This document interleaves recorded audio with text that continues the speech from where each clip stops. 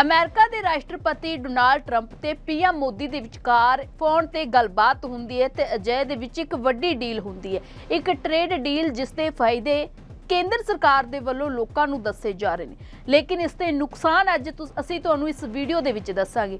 ਇਸ ਡੀਲ ਦੇ ਨਾਲ ਕਿਸਾਨ ਇੱਕ ਵਾਰ ਫਿਰ ਪੂਰੀ ਤਰ੍ਹਾਂ ਤਬਾਹ ਹੋ ਜਾਣਗੇ। ਕਿਸਾਨਾਂ ਨੂੰ ਕਰੋੜਾਂ ਅਰਬਾਂ ਰੁਪਏ ਦਾ ਘਾਟਾ ਪਵੇਗਾ। ਕਿਸਾਨਾਂ ਦੀ ਫਸਲ ਨੂੰ ਕੋਈ ਨਹੀਂ ਖਰੀਦੇਗਾ।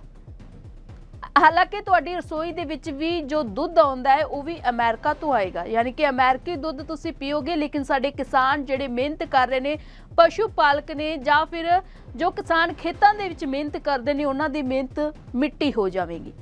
ਔਰ ਇਸ ਦੇ ਨਾਲ ਕਿਸਾਨਾਂ ਨੂੰ ਜਿੱਥੇ ਨੁਕਸਾਨ ਹੋਵੇਗਾ ਉੱਥੇ ਹੀ ਆਮ ਜਨਤਾ ਨੂੰ ਵੀ ਮਹਿੰਗਾਈ ਦਾ ਵੱਡਾ ਝਟਕਾ ਲੱਗੇਗਾ।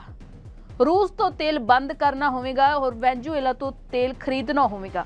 ਬਹੁਤ ਸਾਰੀ ਸ਼ਰਤਾਂ ਜਿਹੜੀਆਂ ਨੇ ਉਹ ਇਸ ਡੀਲ ਦੇ ਵਿੱਚ ਰੱਖੀਆਂ ਗਈਆਂ ਨੇ। ਭਾਰਤੀਆਂ ਦੇ ਉੱਪਰ ਇੱਕ ਵੱਡਾ ਡਾਕਾ ਮਾਰਨ ਦੀ ਕੋਸ਼ਿਸ਼ ਜਿਹੜੀ ਹੈ ਉਹ ਕੀਤੀ ਜਾ ਰਹੀ ਹੈ। ਆਓ ਜਾਣਦੇ ਹਾਂ ਇਸ ਵੀਡੀਓ ਦੇ ਵਿੱਚ ਕਿ ਕੀ ਨੁਕਸਾਨ ਹੋਵੇਗਾ, ਕਿਹੜੇ ਵਰਗ ਨੂੰ ਮੁਸੀਬਤਾਂ ਦਾ ਸਾਹਮਣਾ ਕਰਨਾ ਪਵੇਗਾ। ਅੱਜ ਅਸੀਂ ਸੁਰਖੀਆਂ ਤੋਂ ਪਰੇ ਜਾ ਕੇ ਉਸ ਸੱਚਾਈ ਦੀ ਪੜਤਾਲ ਕਰਾਂਗੇ ਜੋ ਭਾਰਤ ਅਮਰੀਕਾ ਟ੍ਰੇਡ ਡੀਲ ਦੇ ਚਮਕਦਾਰ ਇਸ਼ਤਿਹਾਰਾਂ ਦੇ ਪਿੱਛੇ ਛੁਪੀ ਹੋਈ ਹੈ। ਸਰਕਾਰ ਇਸ ਨੂੰ ਨਵੇਂ ਯੁੱਗ ਦੀ ਸ਼ੁਰੂਆਤ ਕਹਿ ਰਹੀ ਹੈ, ਪਰ ਜੇ ਅਸੀਂ ਬਰੀਕੀ ਦੇ ਨਾਲ ਵੇਖੀਏ ਤਾਂ ਕੀ ਭਾਰਤ ਆਪਣੀ ਆਰਥਿਕ ਸੰਪੂਰਨਤਾ ਦਾ ਸੌਦਾ ਤਾਂ ਨਹੀਂ ਕਰ ਰਿਹਾ। ਅੱਜ ਦੇ ਇਸ ਖਾਸ ਖਬਰ ਦੇ ਵਿੱਚ ਅਸੀਂ ਤੁਹਾਨੂੰ ਦੱਸਾਂਗੇ ਕਿ ਆਉਣ ਵਾਲੇ 10 ਸਾਲਾਂ ਤੱਕ ਭਾਰਤ ਦੀ ਤਕਦੀਰ ਨੂੰ ਕਿਵੇਂ ਇਹ ਡੀਲ ਪ੍ਰਭਾਵਿਤ ਕਰੇਗੀ। ਸਭ ਤੋਂ ਪਹਿਲਾਂ ਗੱਲ ਕਰਦੇ ਹਾਂ ਅੰਨਦਾਤਾ ਯਾਨੀ ਕਿ ਸਾਡੇ ਕਿਸਾਨਾਂ ਦੀ।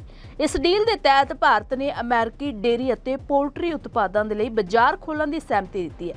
ਪਰ ਇੱਥੇ ਇੱਕ ਵੱਡਾ ਪੇਚ ਹੈ। ਅਮਰੀਕਾ ਆਪਣੇ ਕਿਸਾਨਾਂ ਨੂੰ ਸਾਲਾਨਾ ਅਰਬਾਂ ਡਾਲਰ ਦੀ ਸਬਸਿਡੀ ਦਿੰਦਾ ਹੈ।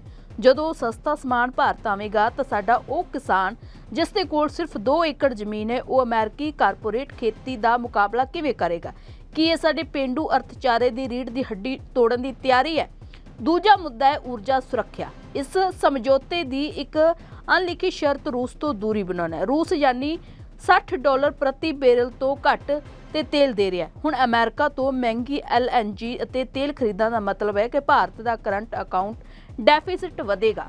ਜੇ ਤੇਲ ਮਹਿੰਗਾ ਹੋਇਆ ਤਾਂ ਟਰਾਂਸਪੋਰਟ ਮਹਿੰਗੀ ਹੋਵੇਗੀ, ਅਤੇ ਜੇ ਟਰਾਂਸਪੋਰਟ ਮਹਿੰਗੀ ਹੋਈ ਤਾਂ ਤੁਹਾਡੀ ਥਾਲੀ ਦੀ ਸਬਜ਼ੀ ਤੋਂ ਲੈ ਕੇ ਫੈਕਟਰੀ ਦੇ ਸਮਾਨ ਤੱਕ ਸਭ ਕੁਝ ਮਹਿੰਗਾ ਹੋ ਜਾਵੇਗਾ। ਕਿ ਅਸੀਂ ਅਮਰੀਕਾ ਦੀ ਖੁਸ਼ੀ ਲਈ ਮਹਿੰਗਾਈ ਦਾ ਬੋਝ ਚੁੱਕਣ ਦੇ ਲਈ ਤਿਆਰ ਹਾਂ?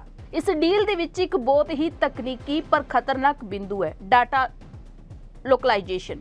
ਅਮਰੀਕੀ ਟੈਂਕ ਕੰਪਨੀਆਂ ਚਾਹੁੰਦੀਆਂ ਨੇ ਕਿ ਭਾਰਤੀਆਂ ਦਾ ਡਾਟਾ ਅਮਰੀਕੀ ਸਰਵਰਾਂ ਤੇ ਸਟੋਰ ਹੋਵੇ। ਜੇ ਭਾਰਤ ਆਪਣੇ ਨਿਯਮਾਂ ਦੇ ਵਿੱਚ ਢਿੱਲ ਦਿੰਦਾ ਹੈ ਤਾਂ ਸਾਡੀ ਰਾਸ਼ਟਰੀ ਸੁਰੱਖਿਆ ਅਤੇ ਨਾਗਰਿਕਾਂ ਦੀ ਨਿੱਜੀ ਜਾਣਕਾਰੀ ਵਿਦੇਸ਼ੀ ਹੱਥਾਂ ਦੇ ਵਿੱਚ ਹੋਵੇਗੀ। ਇਸ ਤੋਂ ਇਲਾਵਾ ਭਾਰਤ ਦੇ ਆਪਣੇ ਫਿਨਟੈਕ ਸਟਾਰਟਅਪਸ ਦੇ ਲਈ ਵੱਡੀਆਂ ਅਮਰੀਕੀ ਕੰਪਨੀਆਂ ਜਿਵੇਂ ਵੀਜ਼ਾ ਅਤੇ ਮਾਸਟਰਕਾਰਡ ਨਾਲ ਮੁਕਾਬਲਾ ਕਰਨਾ ਲਗਭਗ ਅਸੰਭਵ ਹੋ ਜਾਵੇਗਾ। ਸਵਾਲ ਇਹ ਨਹੀਂ ਹੈ ਕਿ ਵਪਾਰ ਹੋਣਾ ਚਾਹੀਦਾ ਹੈ ਜਾਂ ਨਹੀਂ, ਸਵਾਲ ਇਹ ਹੈ ਕਿ ਕੀ ਇਹ ਵਪਾਰ ਬਰਾਬਰੀ ਦਾ ਹੈ। ਅਮਰੀਕਾ ਨੇ ਟੈਰਿਫ ਦੇ ਵਿੱਚ 32% ਦੀ ਕਮੀ ਕੀਤੀ ਹੈ, ਪਰ ਭਾਰਤ ਨੇ ਆਪਣੇ ਲਈ ਕਈ ਸੈਕਟਰ ਪੂਰੀ ਤਰ੍ਹਾਂ ਸਰੈਂਡਰ ਕਰ ਦਿੱਤੇ ਨੇ। ਕਿ ਅਸੀਂ ਨਿਰਯਾਤ ਵਧਾਉਣ ਦੇ ਲਾਲਚ ਦੇ ਵਿੱਚ ਆਪਣੇ ਘਰੇਲੂ ਉਤਪਾਦਨ ਨੂੰ ਦਾਅ ਤੇ ਲਗਾ ਦਿੱਤਾ ਹੈ। ਤੁਹਾਨੂੰ ਕੀ ਲੱਗਦਾ ਹੈ ਕਿ ਡੀਲ ਭਾਰਤ ਨੂੰ ਵਿਸ਼ਵ ਸ਼ਕਤੀ ਬਣਾਏਗੀ ਜਾਂ ਫਿਰ ਇੱਕ ਵੱਡਾ ਕੰਜ਼ਿਊਮਰ ਮਾਰਕੀਟ ਖੜਾ ਕਰ ਦੇਵੇਗੀ? ਆਪਣੀ ਰਾਏ ਸਾਡੇ ਨਾਲ ਜ਼ਰੂਰ ਸਾਂਝੀ ਕਰਿਓ। ਤੇ ਇਸ ਪੂਰੇ ਮਾਮਲੇ ਨੂੰ ਲੈ ਕੇ ਵਿਰੋਧੀ ਧਿਰ ਦੇ ਨੇਤਾ ਰਾਹੁਲ गांधी ਦਾ ਕੀ ਕਹਿਣਾ है, आओ सुन लेने हैं। 3 चीजें बोलना चाहता हूं। पहली चीज बोलने नहीं दे रहे हैं। मोदी जी घबराए हुए हैं। आपने देखा जो ट्रेड डील 4 महीने से रुकी हुई थी। 4 महीने से कुछ बदला नहीं। किसी ना किसी कारण, जो मैं जानता हूं नरेंद्र मोदी जानते हैं। नरेंद्र मोदी जी ने कल शाम उस डील को साइन कर दिया। नरेंद्र मोदी जी पर प्रेशर है, भयंकर प्रेशर है। और नरेंद्र मोदी जी का जो इमेज का गुब्बारा है, जो हजारों करोड़ रुपए लेकर बनाया गया था, वो फूट सकता है। इशू ये नारावाने की स्टेटमेंट नहीं है, ये साइड शो है, और वो भी जानते हैं, मैं भी जानता हूं। मेन बात यह है कि हमारे प्रधानमंत्री को कॉम्प्रोमाइज कर दिया गया है। किसने किया है, कैसे किया है, यह हिंदुस्तान की जनता को सोचना है। मगर इतिहास में पहली बार हिस्ट्री में एलओपी को प्रेसिडेंशियल एड्रेस में नहीं बोलने दिया। बाहर बोल दीजिए, जो अंदर नहीं कहा दिया जा रहा है बाहर। वो तो ऑटोमेटिकली होगा। बट ये आप समझिए, और हिंदुस्तान के जो किसान हैं, आप सब समझिए कि इस ट्रेड डील में आपकी मेहनत को, आपके खून पसीने को नरेंद्र मोदी जी ने बेच दिया है। और वो इसलिए बेचा है